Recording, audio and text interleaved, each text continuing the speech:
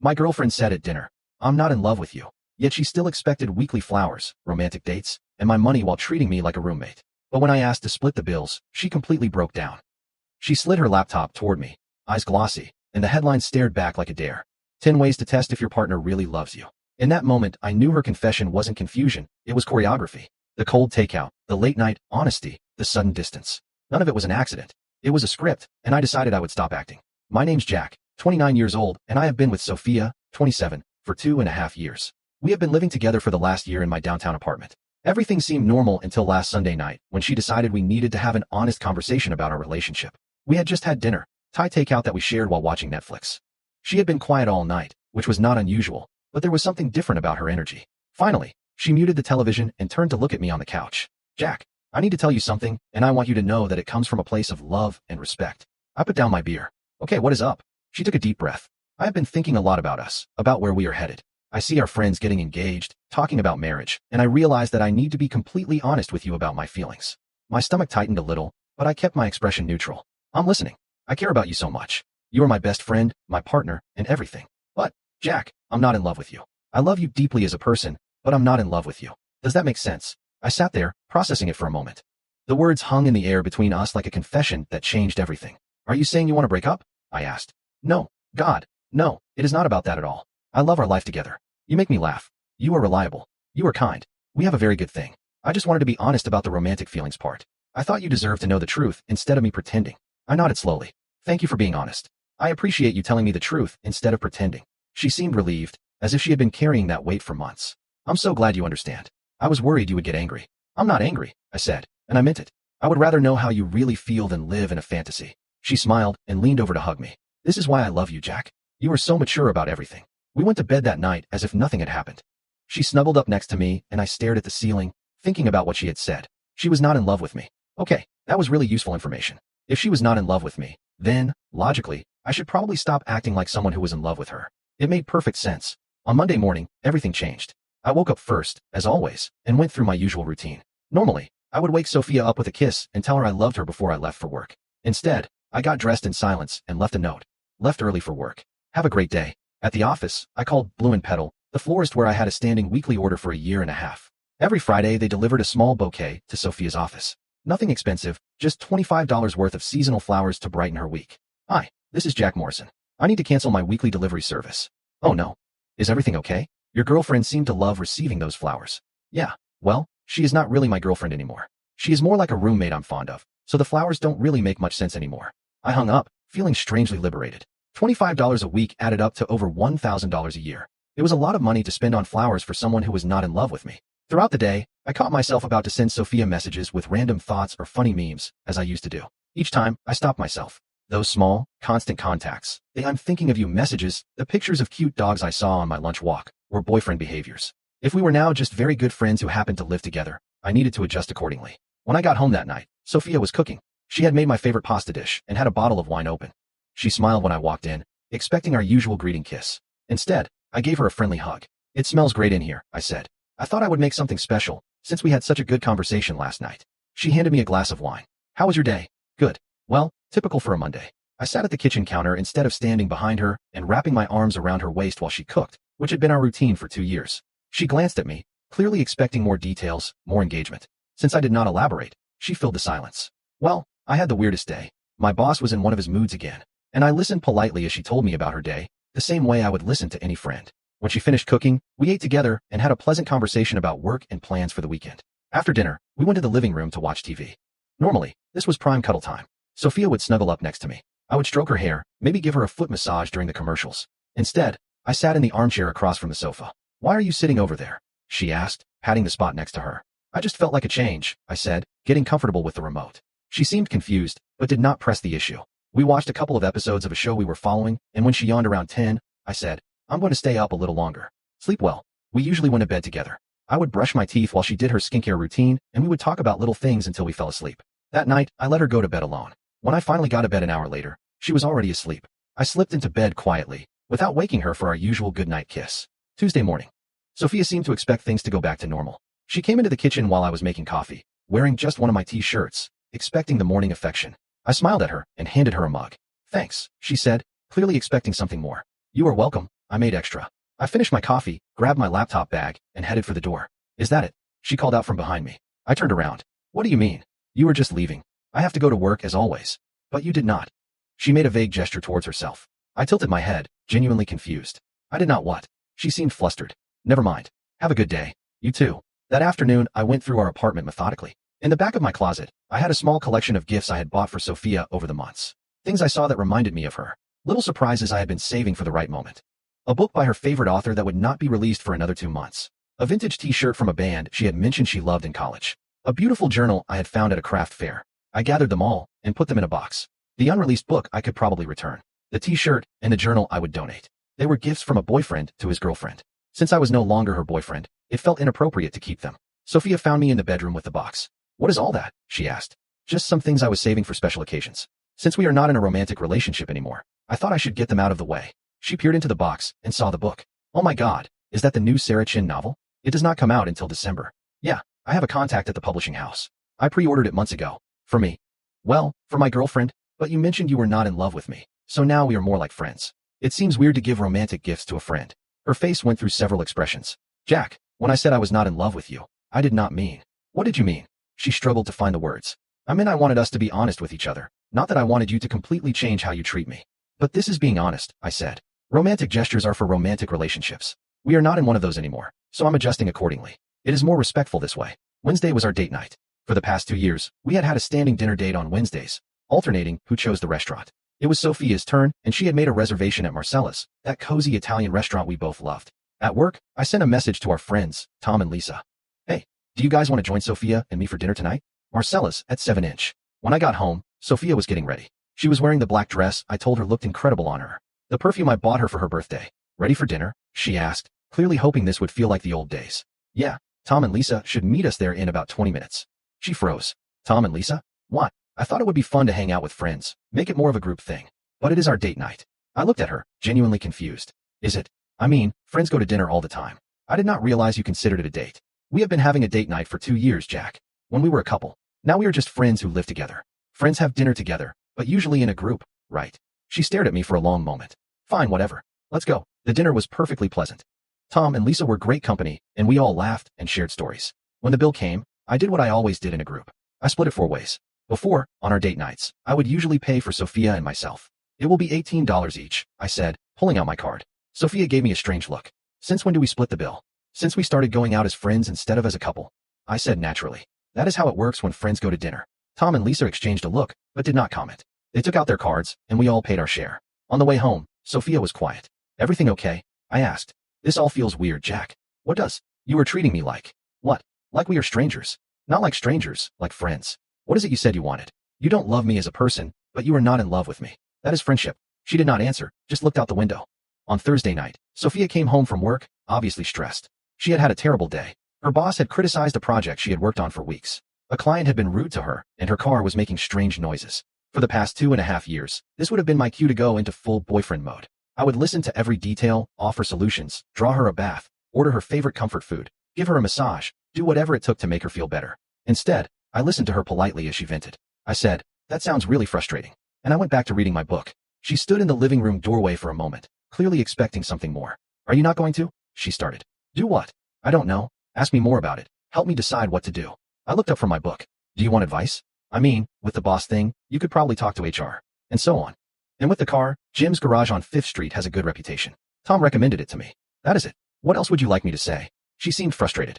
Nothing, forget it. She went to take a shower, and I heard her crying in there. A part of me wanted to go and comfort her, but that would be crossing the boundaries she had set. If we were just friends, then her emotional regulation was her responsibility, not mine. Friday brought the acid test. Sophia worked late, and when she got home around 8, she seemed to be expecting her usual Friday flowers to be waiting for her. They were not, of course, because I had canceled the order. No flowers today, she asked, trying to sound casual. Oh right, I canceled that order. It did not seem appropriate anymore. Why not? Well, I sent flowers to my girlfriend's office. Since you are not really my girlfriend anymore, I thought it might give people the wrong idea. I work with the same people I have worked with for 2 years, Jack. They know we are together. Are we together? I thought we were friends who live together. She opened and closed her mouth several times. We are something. We have been together for 2.5 years. We are together. Past tense. Now we are friends. That weekend everything came to a head. Sophia spent Saturday morning clearly trying to recreate our old dynamic. She made breakfast, my favorite blueberry pancakes that she usually only made for special occasions. She was wearing my favorite t-shirt of hers. She suggested we go to the farmer's market, something we used to do as a couple. Do you want to make it a group thing? I asked. I bet Tom and Lisa would love to go. No, Jack, I want to go alone with you. Okay, but as friends, right? I don't want there to be any confusion about what this is. She looked hurt. Why are you being like this? Like what? So distant, cold. I put down my fork. Sophia, I'm not being cold. I'm being appropriate. You told me you were not in love with me. That is fine, but it means our relationship has changed. I'm treating you the way I treat my other friends, because that is what we are now. But you still care about me. I care about you as a friend too. This is not what I wanted, she said quietly. What did you want? She was quiet for a long moment. I wanted honesty between us. This is honesty. I'm being completely honest about what I'm willing to give to someone who is not in love with me. That afternoon, she tried a different approach. She suggested we go see a movie, just the two of us. I agreed, and we went to the theater. But instead of our usual routine, sharing popcorn, holding hands, cuddling during the movie, I bought my own snacks and sat normally in my seat. During a particularly romantic scene, I felt her hand reach for mine. I gave it a friendly squeeze and then let go, the same way I would with any platonic friend. On the way home, she finally exploded. What is wrong with you? She shouted. You are acting like you don't even know me. I pulled over and put the car in neutral. Sophia, I'm confused. What exactly do you want from me? I want you to act like yourself. This is me. This is how I act with people who are not in love with me. But I never said I wanted you to stop caring about me. I have not stopped caring about you. I care about you the same way I care about all my friends. That is not enough. The words burst out of her before she could stop them. We were silent for a moment. Not enough for what? I asked gently. She started to cry. I don't know. I just miss the way things were. Do you miss me acting like I'm in love with you? Yes, even if you are not in love with me. She cried harder. It is complicated. It is not complicated, Sophia. Do you want me to give you all the benefits of being loved without actually loving me in return? That is not friendship. That is not fair. On Sunday night we had another conversation. Sophia sat me down in the living room, having clearly prepared what she wanted to say. Jack, I think we need to talk about what happened last weekend. Okay, when I told you I was not in love with you, I was trying to be honest about a confusing time in my life. I felt overwhelmed by how serious things were getting between us, and I got scared. I nodded, listening. But now I realize that what I said hurt you, and you are distancing yourself to protect yourself. I'm not distancing myself. I'm just being appropriate. This is not appropriate, Jack. This is you shutting down. I thought about that. Let me ask you something. Do you want me to start buying you flowers every week again? Yes. Do you want me to plan romantic date nights? Yes. Do you want me to be your emotional support system when you have bad days? Yes. Do you want me to give you back rubs and wake you up with kisses and send you messages throughout the day to tell you I'm thinking of you? Yes, of course. And in return, will you still not be in love with me? She was quiet. That is what I thought. Do you want all the actions of love without any of the feelings? Do you want me to act out love for you while you give me friendship in return? It is not. Yes, it is. You have been very clear that you want me as a friend, so I'm treating you like a friend. The fact that you don't like it should tell you something. Monday brought a new development. I got to work and found a message from Sophia. Emergency. I need to talk. I called her during my lunch break. What is the emergency? I have been thinking all morning, and I have realized something important. I think I was wrong about my feelings. Okay, I think I'm in love with you. I was just scared and confused, but seeing how you have been acting this week has made me realize how much you mean to me. I was quiet for a moment. How convenient. What do you mean? I mean, you realize you love me right after experiencing what it is like when I don't act like I love you. It is not. It is not about that. No. When I was bringing you flowers and planning dates and being your emotional support system, you were not in love with me. But as soon as I stopped doing those things, you suddenly realized you loved me. Jack, please, can we go back to how things were? Were you lying when you said you were not in love with me? No, I was not lying. I was confused. Are you lying now when you say you are in love with me? No, I'm not lying now either. So your feelings changed completely in the span of 5 days. She was quiet. Oh, I continued. You realized what you were losing and decided you wanted it back. Why can you not just believe that I have clarified my feelings? Because people don't fall in love with someone who treats them like a friend, Sophia. People fall in love with someone who treats them like they are special. The only thing that changed this week was my behavior, not your feelings. That night she tried to initiate physical intimacy for the first time since our conversation. I gently rejected her. Why? She asked. Because I'm not comfortable being intimate with someone who is not in love with me. But I just told you I'm in love with you. You told me after I stopped acting like I loved you. It feels reactive, not authentic. So what do you want from me? I want you to figure out what you really feel without the influence of what you are getting or not getting from me. On Tuesday I came home to find that Sophia had prepared an elaborate dinner. Candles, wine, my favorite playlist, the whole setup. What is all this? I wanted to show you how I feel, she said. I wanted to prepare a romantic evening for us. That is a very nice gesture, I said. But you should probably pay me back for half of the groceries. Her face fell. You want me to split the cost of a romantic dinner I made for you? Well, if we are friends, then yes. That is how friends handle shared meals. We are not friends, Jack. We are together. Are we? Based on what? Based on 2.5 years together. Those 2.5 years were when you were pretending to be in love with me. Now that we are being honest, what exactly is our relationship based on? She started crying again. On Wednesday, I got a call at work from Sophia's sister. Emma, hi. Jack, Sophia asked me to call you. Oh, hi, Emma, what is up? She is very upset about what has been happening between you two. She says you are being cold and distant since she opened up about her feelings. Did she tell you what she opened up about? She said she was going through a confusing time and told you she needed space to figure things out. And now you are punishing her for being honest. That is an interesting interpretation. What she actually said was that she was not in love with me, but that she wanted to keep our living situation and our relationship the same. Silence from Emma. She told you she was not in love with you. Her exact words were, I love you as a person, but I'm not in love with you. And she expected you to just keep being her boyfriend. Apparently, Emma completed. Jack, I'm sorry she put you in this position, and I'm sorry she asked me to call without giving me the full story. It is okay. I understand she is upset. Are you okay? Yes, in fact, I'm clearer about things than I have been in a long time. Thursday brought the nuclear option. I came home to find my parents sitting in my living room with Sophia, who looked like she had been crying. Hi, Mom, Dad, I said surprised. What are you guys doing here? My mother stood up and hugged me. Sophia called us. She is worried about you. I looked at Sophia, who would not meet my gaze. Worried about me? She says you have been acting strangely lately, distancing yourself from everyone, and she is worried about your mental health. I sat down across from them. What exactly did she tell you? My father cleared his throat. She said you have been cold and distant since she tried to have an honest conversation with you about the relationship. Did she mention what that conversation was about? She said she was trying to work through some feelings about commitment and that you have been punishing her for being vulnerable. I took out my phone and opened my notes app, where I had been documenting important conversations since this all started. Let me read you what she actually said. I found the entry from that Sunday night. She said, I quote, I'm not in love with you. I love you as a person, but I'm not in love with you. Then she said she wanted to keep our living situation and our relationship exactly the same, just without the romantic feelings on her part. My parents looked at Sophia, who had turned pale. Is that correct? My mother asked her. Sophia nodded reluctantly. My father, who is usually pretty quiet, looked at Sophia with confusion. You told him you don't love him romantically, but you are upset that he is not being romantic with you. It is more complicated than that, Sophia said. How? My mother asked. I was just trying to be honest about a confusing time. By telling him you are not in love with him, my father interrupted. And now you are calling us because he is treating you like someone who is not in love with him. Sophia started crying again. My mother turned to me. Jack, you are punishing her. I showed them my recent bank statements on my phone. For the past 2 years, I have been covering about 70% of our shared expenses. Dinners, entertainment, her flowers every week, gifts, everything. Since she told me she was not in love with me, I have been splitting things 50-50, like friends do. I swiped through the numbers. I'm not punishing her. I'm just no longer subsidizing her lifestyle. My father chuckled. Good for you, son. Sophia looked shocked. How can you say that? Because, my mother said gently, you cannot have it all, sweetie. You cannot tell someone you don't love them and then expect them to keep treating you like you do. After my parents left, Sophia was furious. I cannot believe you embarrassed me like that in front of your parents. I did not embarrass you. I told them the truth. You made me look like a gold digger. I showed them the facts. You can draw your own conclusions about how that makes you look. Friday was when everything finally came out. Sophia had been quiet all day, and when I got home from work, she was sitting at the kitchen table with her laptop open. We need to talk, she said. I sat down across from her. I owe you an apology, she began, and an explanation. I waited. A few weeks ago, I read this article online about how to know if your relationship is real. It said that comfortable relationships sometimes lack passion, and that one way to test if your partner really loves you is to create a crisis and see how they react. My stomach churned. Go on.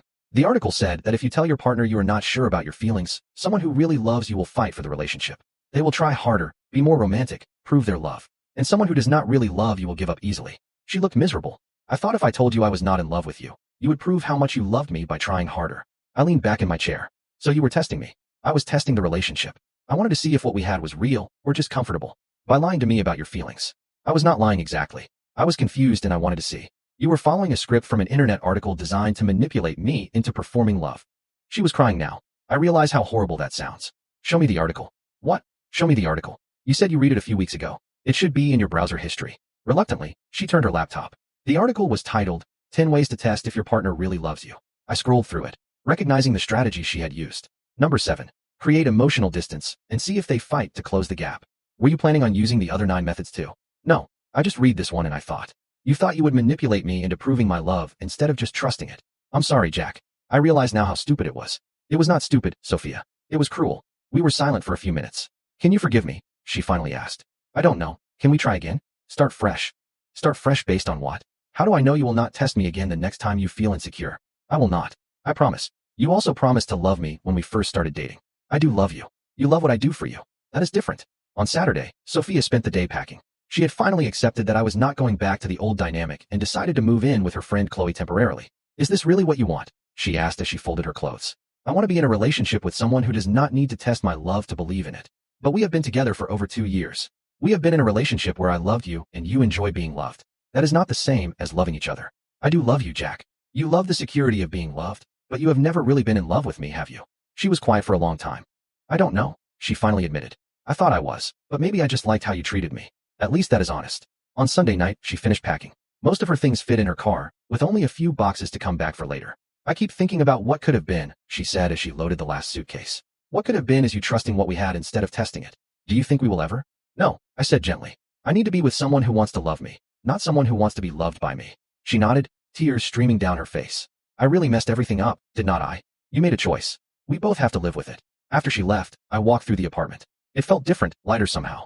For the first time in months, I was not wondering if I was doing enough, being enough, loving enough. I was not walking on eggshells around someone's feelings, or trying to prove my worth. I ordered pizza from my favorite place, the one Sophia never liked. I watched a movie she would have hated. I called my friend Marcus and made plans to go hiking next weekend, something I had stopped doing because Sophia always had other plans for us. It has been 2 weeks since she moved out. Yesterday, she sent me a text message. I miss you. I miss us. Can we talk? I did not reply right away. Instead, I thought about what I had learned about myself in this whole mess. I had spent 2.5 years trying to love someone enough for both of us. I had been so focused on being the perfect boyfriend that I had forgotten to notice that I was the only one really trying. The apartment is quieter now, but it is a peaceful quiet. I wake up without the anxiety of whether I'm doing enough. I go to bed without wondering if I said the right things. I'm not walking on eggshells, or managing someone else's emotions, or trying to prove my worth every day. I have started that photography class I have been putting off. Sophia always said it was a waste of money, but it turns out I love it. I have been going to the gym consistently for the first time in years. I have been hanging out with friends without having to check in every hour or rush home to handle some crisis. My bank account is healthier too. I did the numbers. I was spending almost $900 a month on relationship maintenance, dinners, gifts, activities, covering her shortfalls when money was tight. That is almost $11,000 a year I was investing in someone who was not investing in me. This morning I finally replied to her message. I hope you figure out what you are really looking for, but I'm not interested in being tested again. I want to be with someone who is sure of me, not someone who needs me to prove myself. She replied immediately. I'm sure of you now. I know what I lost. You know what you lost? I replied. That is different from knowing what you want. 3 months later, I'm dating someone new. Her name is Rachel, and she lights up when she sees me. She says, I love you, as if she really means it and cannot wait to say it. It would never occur to her to test my feelings because she is too busy appreciating them. Sophia sent me a message last week asking if I ever think about us getting back together. I don't. I'm too busy being loved by someone who actually wants to love me back. The funny thing is, I'm grateful to Sophia now. Her test revealed the truth. Not about whether I loved her, but about whether she loved me. The answer was clear the moment she expected me to keep performing love while she withheld it. Some people want to be loved, others want to love. The lucky ones find someone who wants both. I'm going to wait to be that lucky. Dear listeners, please share your opinions in the comments and don't forget to like, share, and subscribe to the channel.